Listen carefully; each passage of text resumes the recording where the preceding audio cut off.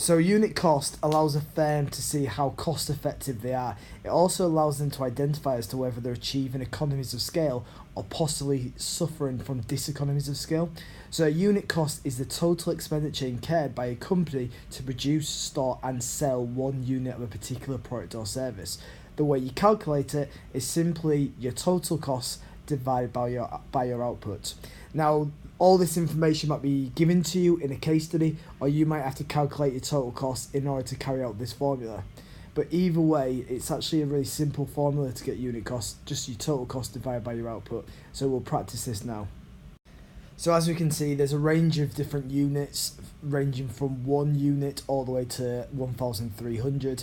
And the total cost for 1 unit is £10, for 100 is £800, 200 1,200, 300 1,300, 400 1,350, 500 1,355, 600 1,360, 700 1,400, 800 1,430, 900 1,450, 1,000 £1,500, 1,100 it goes to £1,800, 1,200 is £2,500, and finally 1,300 is 3,500. Now you would expect total cost to go up because when they're producing the units, it will require more storage costs, it will require more resources and raw materials. So there is the expectation that total costs do rise. But what we need to see is the unit cost actually rising or is it falling? Because if it's falling, it's showing that the company is managing their costs, I suppose, really effectively and efficiently.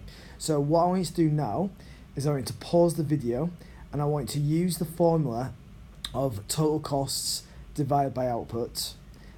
So for example, number 1 would be £10 divided by 1 is obviously 10. So the unit cost would be simply £10. And I want you to have a go at the rest of the units. So can you pause that now?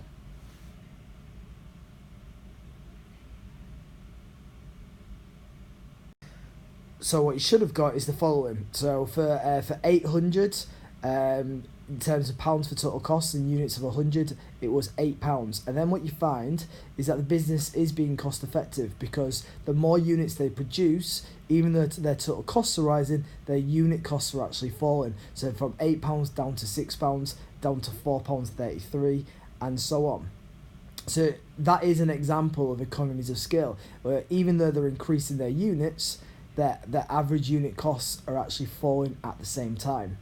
However, when we get to the units of, I suppose 1,100 units.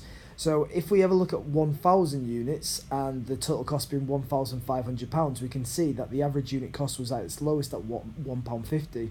However, after that point, we start to see the unit cost starts to rise. So from £1.50 to £1.64, from £1.64 to £2.08, and then finally to £2.69. So even though that might have been lower than some of the previous unit costs, what we're starting to see is the company is starting to struggle at managing its costs, and it's not as cost effective as it was. And what we can imagine is the more units that they produce from this moment on, the average unit cost will continue to rise until they kind of, I suppose, find a solution or a strategy. Now again, this is an example of diseconomies of scale because yet they're increasing their units being produced, but their average unit costs are now rising at the same time as their units are increasing.